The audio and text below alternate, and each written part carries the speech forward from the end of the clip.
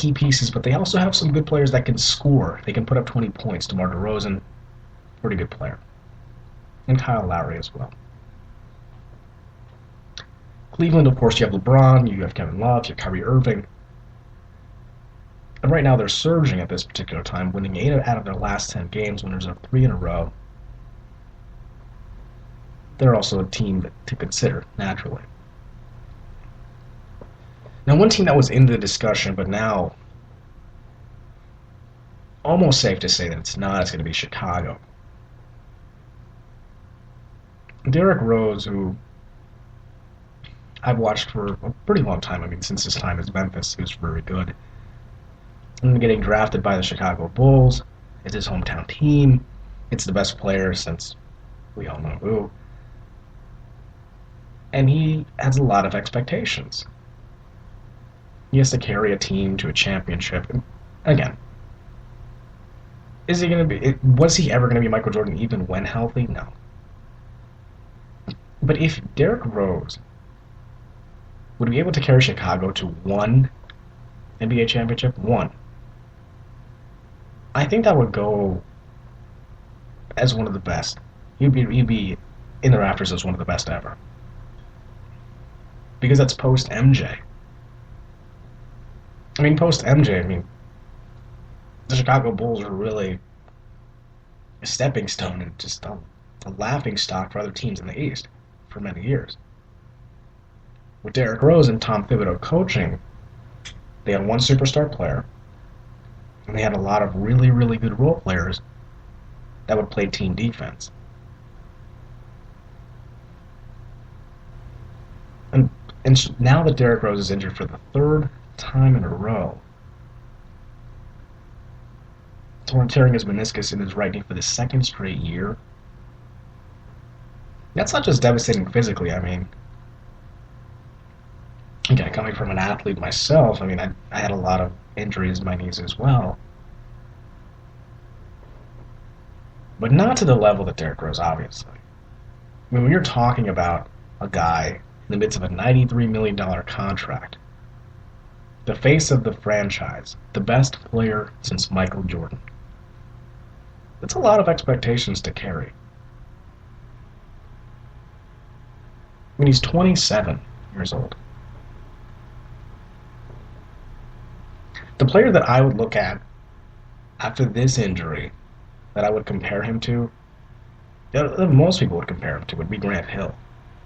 Grant Hill, in college, he was a great player. In the NBA, he's one of those players that, if he was healthy, what would he be type? In Orlando, he was just, he was just riddled by injuries so bad that they had to trade him. Imagine if Grant Hill and Tracy McGrady could play together for one playoff series. Imagine where that could go. Back in the early 2000s, mid-2000s. That would have been something special. Another player that I would think of more recently, people could probably think of, would be Brandon Roy from the Portland Trail Blazers. Brandon Roy and Greg Oden really were the Damian Lillard and the Marcus Aldridge duo before them.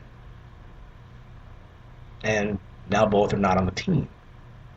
Brandon Roy, degenerative knees, and it's just a sad, sad way to go out, honestly. Brandon Roy, at his best, one of the best players in the league.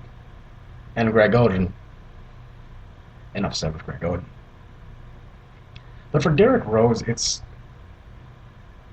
you want to root for the guy. There's very few guys that you say, yeah, you know what, I want to root for him, and he's one of them. There's guys that you root against in the league, but you can't root against a guy who really wants to do it for his hometown team. That would be something remarkable. How many players that you can think of on the top of your head that play for their hometown team and their sole purpose, their sole goal is to win a championship? There are very few players. Franchise players at that. And again, this is The physical, he'll be fine. Again, science nowadays, I mean, it's not going to be an issue. I mean, he can be his back. He can be as early as 4 to 6 weeks to 3 to 6 months. But it's the mental aspect for Derrick Rose that I'm more concerned about than anything. I mean, it's like here's a guy that sat out a whole season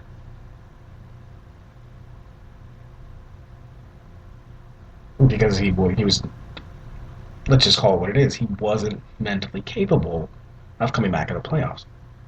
Let's just call it what it is. What type of player do you think he could be when he comes back? In my opinion, I'd probably say the third best player on the team. He's not going to be the guy that you rely on late in the game to score the clutch basket. Not anymore. I don't think so. What should Chicago do at this point? I'd look for a trade, honestly. I mean, don't get me wrong. I would give Rose maybe a year, year and a half, maybe see what would happen. But after that, you gotta cut the ties. I mean, I get it. You know, if you're the GM, you're gonna be hated for cutting the hometown guy. But at some point, you're gonna have to cut your losses if it's not working.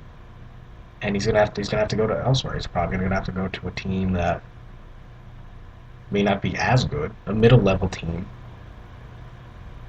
maybe 6, 7, 8 seed in the West type of team that could use a second or third scorer. But he's never going to be that guy that you can rely on late in the game. Would I like to be wrong? Absolutely. Again, I'm not bashing on the guy. I just don't think the physical, the mental aspect of another injury again, it's going to be tough. It's going to be incredibly, incredibly tough.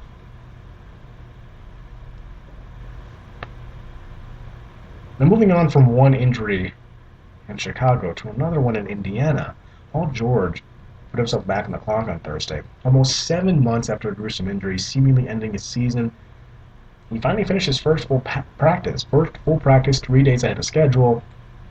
Now, of course, the big question is, when will Paul George play? Now, there's no timetable for what is expected from Paul George. I mean, that was probably one of the gruesome injuries that we've seen in the last couple of years. The other one being Kevin Ware at Louisville in the NCAA tournament a couple of years ago. And it's clear that Paul George has a different mindset. He's kind of the opposite of what Derrick Rose is right now, coming off a really bad injury.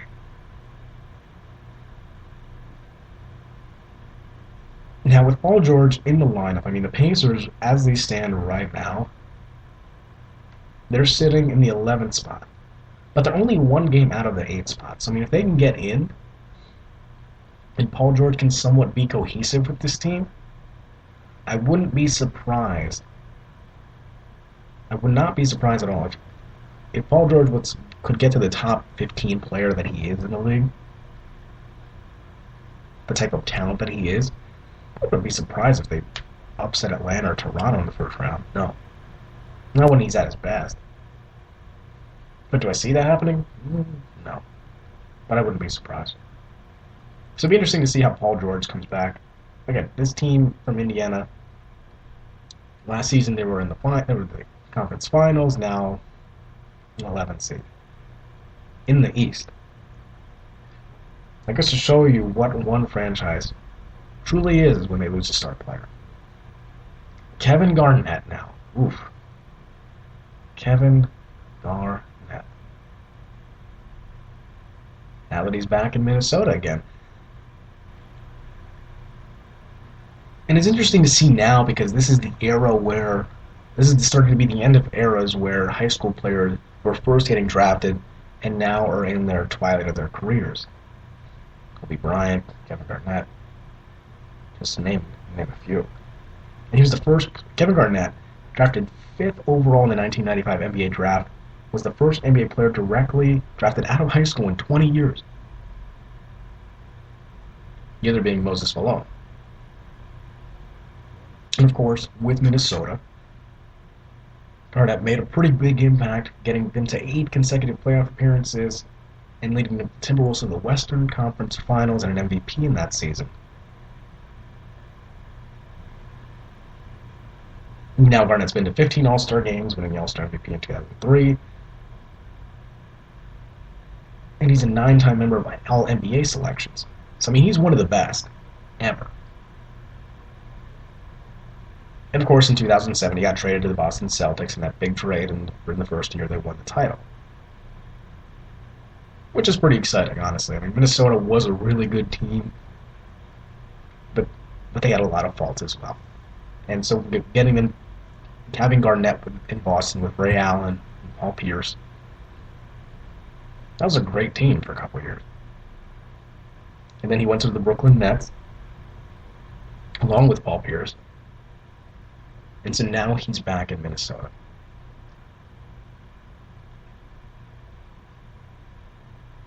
I would say it's probably one of the best careers.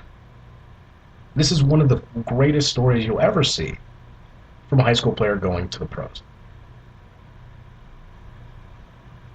I mean, Kevin Garnett, Tracy McGrady, Kobe Bryant, Monte Ellis, just to name a couple players that went from the NBA, from high school to the NBA, they had pretty good success.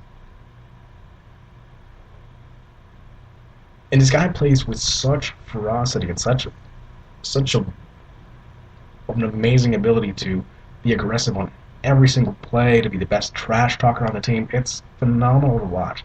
What a career he's had. And he's 38 years old. It's crazy. 38. And when they played Washington last night, hearing the reaction to number 21 again,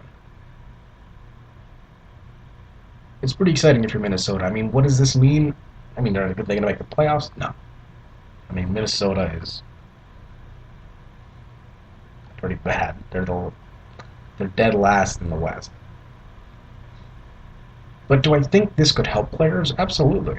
I mean, Kevin Garnett is professional. Ricky Rubio, Zach LaVine. Those are just two players, at least a couple players that could use Kevin Garnett's guidance, in a sense, and help them become the player that they wish to be. I mean, it's clear, and he has the resume. There's no question about that. Kevin Garnett, first ballot Hall of Famer, one of the best players to ever do it, one of the best, of all time. So it's kind of nice to see someone go back to where it all started, and it's nice because you rarely get to see that in sports nowadays. When you see teams, you see players sign, one-day contracts, as they're going to retire. But to actually play where you first started 20 years ago, it's pretty remarkable how long of a career he's had, and he's had a pretty good career. So, now 2 more topics in the NBA. Dallas Mavericks suspended point guard Rajon Rondo for a game after arguing with coach Rick Carlisle over play calling responsibilities in the win on Tuesday over the Toronto Raptors. And of course, Rondo was acquired from Boston back in December. It's pretty obvious that Rick Carlisle is the guy. He doesn't care who is there. He doesn't care what type of superstar player is there. Rick Carlisle is going to coach his team. And if you don't like it, you're going to get the bench. It does not matter what status you are. And that's what I like about Rick Carlisle. I mean, he's one of the best coaches in the league. Now, of course, they did trade Rajon Rondo, so, and he's a free agent this offseason. Do I think he's going to sign with the Dallas